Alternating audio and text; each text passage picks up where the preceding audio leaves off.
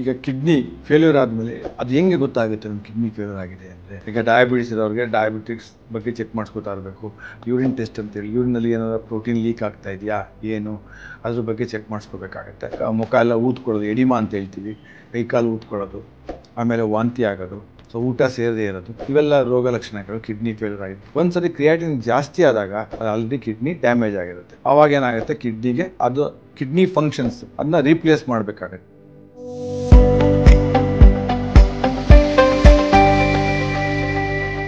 ಈಗ kidney failure ಆದಮೇಲೆ ರೋಗ ಲಕ್ಷಣಗಳು ಹೇಗಿರುತ್ತೆ, ಅದು ಹೆಂಗೆ ಗೊತ್ತಾಗುತ್ತೆ ನಮ್ಮ ಕಿಡ್ನಿ ಫೇಲ್ಯೂರ್ ಆಗಿದೆ ಅಂದರೆ, ಸೊ ಅದಕ್ಕೆ ನಾವು ಏನು ಹೇಳೋದು ಅಂದರೆ, ಈ ಹೈ ರಿಸ್ಕ್ ಪೇಷಂಟ್ಸಲ್ಲಿ ರೆಗ್ಯುಲರ್ ಚೆಕ್ ಮಾಡಿಸ್ಕೊತಾ ಇರಬೇಕು. ಈಗ ಡಯಾಬಿಟಿಸ್ ಇರೋರಿಗೆ ಡಯಾಬಿಟಿಕ್ಸ್ ಬಗ್ಗೆ ಚೆಕ್ ಮಾಡಿಸ್ಕೊತಾ ಇರಬೇಕು.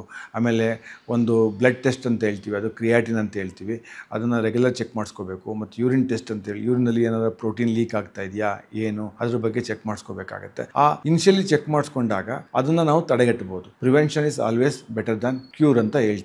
ಸೊ ಕಿಡ್ನಿ ಫೇಲ್ಯೂರ್ ಆದ ನಂತರ ಅವಾಗ ನಮಗೇನಾಗುತ್ತೆ, ಸಿಮ್ಟಮ್ಸ್ಗಳು ಗೊತ್ತಾಗುತ್ತೆ. ಯಾವುದ್ಯಾವ ಸಿಮ್ಟಮ್ಸ್ ಇರ್ಬೋದು, ಮುಖ ಎಲ್ಲ ಊದ್ಕೊಳ್ಳೋದು, ಎಡಿಮಾ ಅಂತ ಹೇಳ್ತೀವಿ, ಕೈಕಾಲು ಊದ್ಕೊಳ್ಳೋದು, ಆಮೇಲೆ ವಾಂತಿ ಆಗೋದು, ನಾಸಿಯ ಥರ ಆಗೋದು, ವಾಂತಿ ಬರೋ ಥರ ಆಗೋದು, ಮತ್ತು ಸುಸ್ತಾಗೋದು, ನಡೆದಾಗ ಮೆಟ್ಲತ್ತಾಗ ಸುಸ್ತಾಗೋದು, ಸೊ ಊಟ ಸೇರದೇ ಇರೋದು, ಇವೆಲ್ಲ ರೋಗ ಲಕ್ಷಣಗಳು ಕಿಡ್ನಿ ಫೇಲ್ಯೂರ್ ಆಗಿದೆ. ಅವಾಗ ನಾವು ಟೆಸ್ಟ್ ಮಾಡಿಸಿದಾಗ ಏನಾಗುತ್ತೆ, ಕ್ರಿಯಾಟಿನ್ ಜಾಸ್ತಿ ಇರುತ್ತೆ. ಒಂದ್ಸರಿ ಕ್ರಿಯಾಟಿನ್ ಜಾಸ್ತಿ ಆದಾಗ ಅದು ಆಲ್ರೆಡಿ ಕಿಡ್ನಿ ಡ್ಯಾಮೇಜ್ ಆಗಿರುತ್ತೆ. ಅದು ಕ್ರಾನಿಕ್ ಕಿಡ್ನಿ ಡಿಸೀಸ್ ಅಂತ ಕೇಳ್ತೀವಿ, CKD, ಕ್ರಾನಿಕ್ ಕಿಡ್ನಿ ಡಿಸೀಸ್ ಅಂತ ಹೇಳ್ತೀವಿ.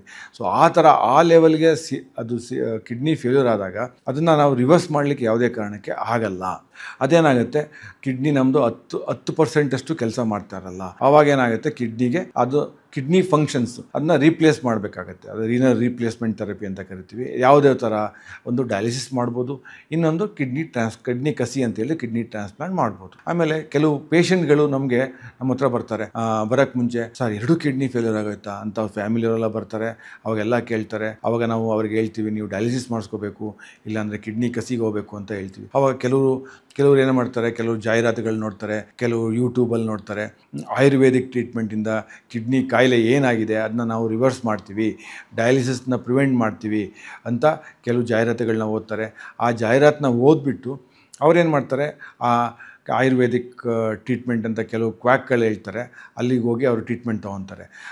ಆ ಟ್ರೀಟ್ಮೆಂಟಲ್ಲಿ ಏನಿರುತ್ತೆ, ಆ ಮದ್ದಲ್ಲಿ ಅದು ಅಂತ ಹೇಳಿದ್ರೆ ಅಲ್ಲಿ ಹೆವಿ ಮೆಟಲ್ಸ್ ಅಂತ ಹೇಳ್ತೀವಿ ನಾವು. ಮರ್ಕ್ಯುರಿ ಅಂತ ಹೇಳ್ತೀವಿ, ಲೆಡ್ ಅಂತ ಹೇಳ್ತೀವಿ, ಗೋಲ್ಡ್ ಅಂತ ಹೇಳ್ತೀವಿ.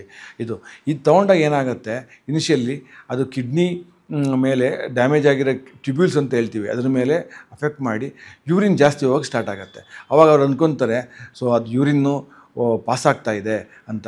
ಬಟ್ ಅದು ಸುಳ್ಳು ಕಲ್ಪನೆ. ಅವಾಗ ಏನಾಗುತ್ತೆ ಅಂತಂದರೆ, ಆ ಮೆಟಲ್ಸು ಬೇರೆ ಬೇರೆ ಪರಿಣಾಮ ಬೀರುತ್ತೆ. ಕಣ್ಣಿನ ಮೇಲೆ ಪರಿಣಾಮ ಬೀರುತ್ತೆ, ಹಾರ್ಟ್ ಮೇಲೆ ಪರಿಣಾಮ ಬೀರುತ್ತೆ, ಮತ್ತು ನರ್ವ್ ಸಿಸ್ಟಮ್ ಮೇಲೆ ಪರಿಣಾಮ ಬೀರುತ್ತೆ, ಮತ್ತು ನಮ್ಮದು ಬೋನ್ ಮ್ಯಾರೋ ಅಂತ ಹೇಳ್ತೀವಿ, ಬ್ಲಡ್ ಸಿಂಥಸಿಸ್, ಅದ್ರ ಮೇಲೆ ಪರಿಣಾಮ ಬೀರುತ್ತೆ. ಅವ್ರಿಗೇನಾಗುತ್ತೆ, ಒಂದು 4-5 ತಿಂಗಳು ತೊಗೊತಾರೆ, ಆವಾಗ ಸರಿ ಹೋಗಲ್ಲ ಅದು.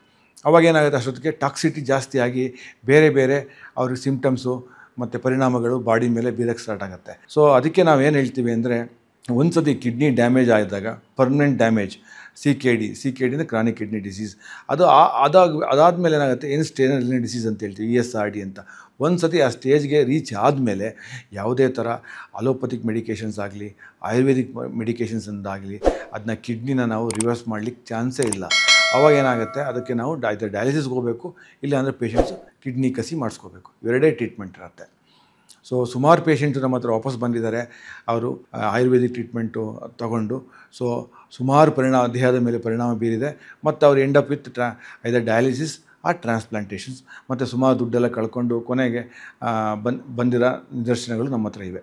ಲೇಟೆಸ್ಟ್ ಹಾಗೂ ಇಂಟ್ರೆಸ್ಟಿಂಗ್ ಸುದ್ದಿಗಳಿಗಾಗಿ ಬಾಸ್ ಟಿವಿ ಕನ್ನಡ ಚಾನೆಲ್ನ ಸಬ್ಸ್ಕ್ರೈಬ್ ಮಾಡಿ. ಹಾಗೆಯೇ ಬೆಲ್ ಐಕಾನ್ ಪ್ರೆಸ್ ಮಾಡಿ. ಇದರ ಜೊತೆಗೆ ಫೇಸ್ಬುಕ್, ಇನ್ಸ್ಟಾಗ್ರಾಮ್, ಎಕ್ಸ್ನಲ್ಲೂ ಮಿಸ್ ಮಾಡದೆ ಫಾಲೋ ಮಾಡಿ.